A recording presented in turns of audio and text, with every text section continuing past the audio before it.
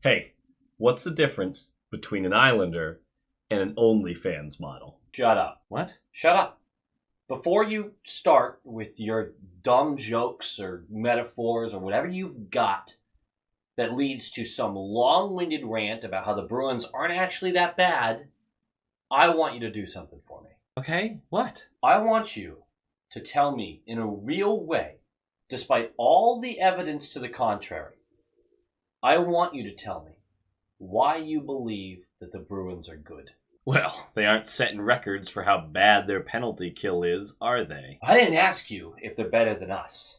I asked you to tell me why they're good. Easy. It comes down to, well, if you look at the season as a whole, it looks bad. It's a bad looking hole. But if you spread the hole out a little bit so that you can force positive thoughts into the hole, then you feel better about the hole.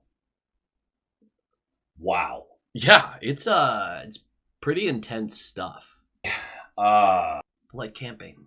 What? You know, intense camping intense. Dude, are you okay? I think I'm losing it. Not losing it as much as the Bruins, I hope.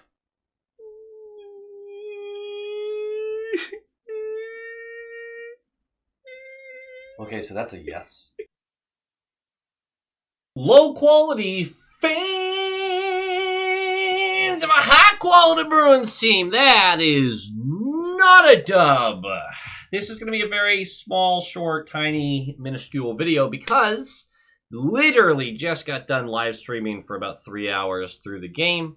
And on nights where I do that, we're not going to have it structured as a game breakdown because I don't take all the notes and everything like I normally would while live streaming. It's much more conversational, things like that. And just the time constraints and the time expectations of doing a live stream and then all the stuff after. Difficult. So I really just want to have a little quick conversation, small conversation about this game against the Islanders. A game that you go into that you have lost 4 or 5 going into. You are becoming dangerously close to falling out of the playoffs altogether. You have very much opened the door. Before this stretch of losing 4 or 5, the Bruins were very much in control. They had about a 6-point lead on the teams chasing the wild card spots. They had a better points, like a standings points percentage than a couple teams in the wild card spots, like actual playoff spots. So they were very much in a good position to stay where they need to stay. They lost 4 or 5. Very clearly, Tampa's going to pass them any day now for third in the Atlantic, and then the Bruins are going to have to fight through whatever's happening in the wild card games. And the team is slumping. Let's call it that. It's been a season-long slump, but let's call it that. This team right now, it's hard to really break it down properly.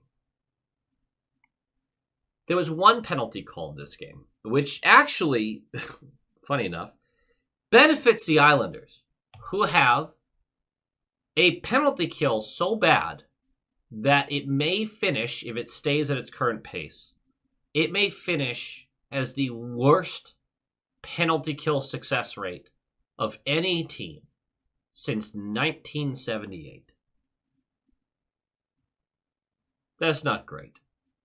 And a power play that also ranks dead last in the league. The Bruins start this game with a goal. Maybe controversial, maybe not. You're 3 minutes in.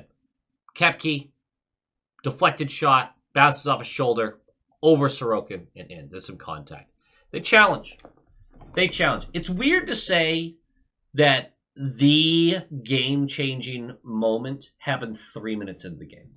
Right? It's weird to say that, to imply that. Providence, by the way, not Boston. They challenge. There's contact in the blue paint. Why not challenge for goaltender interference? For one of 2 reasons. One, you don't trust your team to score a lot. The Islanders aren't very good So you're like, hey, we can't start this game down immediately. There's contact in the blue paint. That's a 50-50 switch. I'm calling it. Let's challenge this. They challenge it. But the subset of that is there is not a team alive. Even the Islanders, who have the worst penalty kill in 50 years. There's not a team alive that fears the Boston Bruins power play. It just doesn't, like, who cares? Challenge it. Who cares? Worst case scenario, we have to kill a penalty against a team that scores 10% of the time on the power play, and it doesn't even feel like it's that much. They fail the challenge. We're going back to we're going to the power play directly after scoring a goal. In any other situation for a team in a playoff position, this is a gift. Oh, great. We just scored to open the game, and now you're putting us in the position to go score again and truly take control early on. Power play comes out. It's awful. It's awful. And not only is it awful, but it takes less than 30 seconds for them to give up a shorthanded goal. I mean, that was right there. I just went, okay. Every bit of momentum, everything that you did for the first couple of minutes to get that early lead, gone. There's a lot of people out there that sit there and go, are we going to score again this game? Because that's been happening a lot. We've scored early in the game, and that was the only goal we scored. Was that it? Are we screwed? Maybe. 2 minutes later, the Islanders will pot another one. And it's 2-1. I can't tell you, we were live streaming. I can't tell you how many people just went like, I walked away for like 5 minutes to grab a beer, grab some food, grab something, and I come back and it's 2-1. It's tough. Tough. The team got, I wouldn't even say the team got outplayed. They got outshot, which is fine. That happens sometimes. I don't think there's a lot of like danger for a lot of these. The Bruins fought back. Brazeau has continued to just be the most impressive individual when it comes down to a guy that just tries to do his job.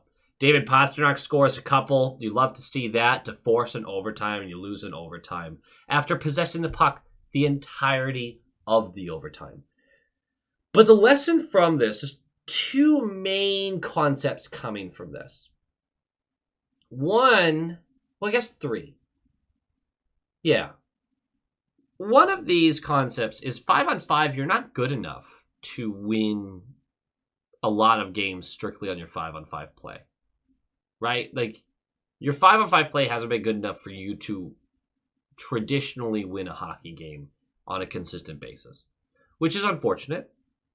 But a little bit of chemistry, a little bit of puck luck, things change. Bruins start to build off it. They become a better team. Great. Not overtly worried about the 5-on-5. I should be. I should be worried about every part of this team, but that's not where my biggest concerns are. Number two is the special teams. The special teams are so bad,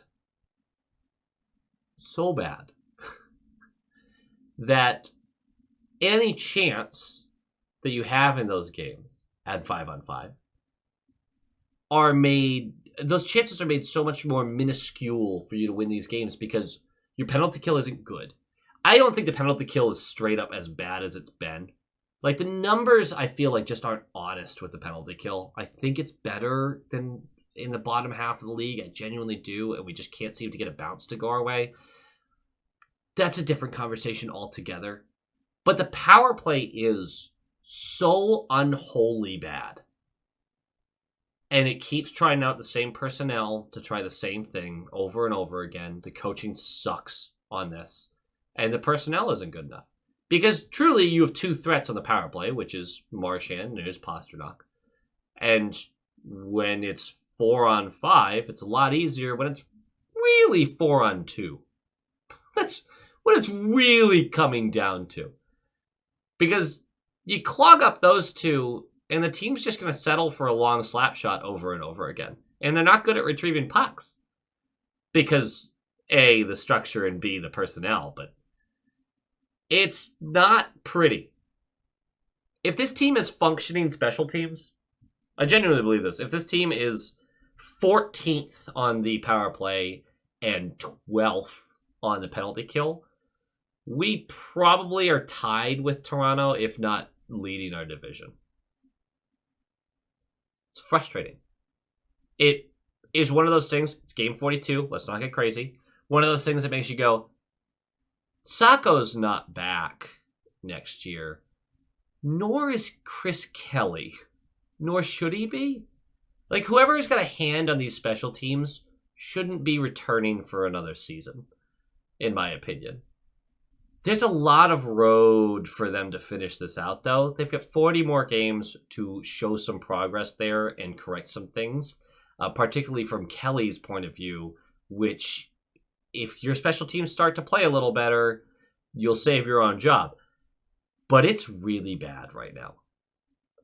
The worst of these three things, you've lost 5 of 6.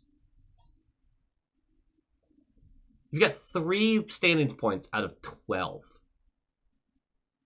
You're plummeting down the standings without actually moving yet, which is an interesting thing. A lot of people in the stream said they don't think that the Bruins made the playoffs. There were also a lot of people being very optimistic as well. I don't want to paint this a certain way. But as you continue to let points slip away from teams at the bottom of their divisions, I mean, how many losses have we had this year? I can think of 4 off the top of my head that, like, the team you're playing is terrible and you got beat. Like, you got authentically beat. Not a night where you just didn't have it or just a weird bounce. No, you got authentically beat by a bad team. I can think of 4 off the top of my head, and I'm sure there's more than that. But think about this team just having 8 more points in the standings. Very different scenario. The margins are razor thin right now, and this team is not meeting the standard at all. It's a bummer. It's frustrating. It's not... If there's anything I'm taking from this stretch, it's reassurance that you're not a buyer at the deadline, so cool it on that. But this team also has a ton of room for improvement with some personnel who should be able to help you get there. It's not all gloom and doom. Elias Lindholm hasn't been good. He should be better than what he is. Pasternak and Marchand have been fine for what they're dealing with right now, and I think Pasternak's injured as well. McAvoy, Carlo, Lohrei, I mean, all of these guys have been way worse than expected. Way worse. And of course, the goaltending's a nightmare right now for both of them, frankly. There's just a ton of, like, if things start hitting the way they're supposed to, this team is competitive. Are they cup contender competitive? No. But they are a competitive hockey team night in, night out. I don't know. I don't buy into the absolute gloom and doom, but this game was a really big reminder to me that you're not a buyer, but you aren't kicking off a total rebuild. Because a total rebuild takes a ton of time to come back from, and you still have too many big contracts that are supposed to be for win now mode. You're going to try to retool this. But we do have a lot of players underperforming, and if they just hit their stride through the back half of the season, this season gets way more interesting. There's things to look up to think, hey, this could get better. Also, bring up Patra and Lysell and Merkulov, please.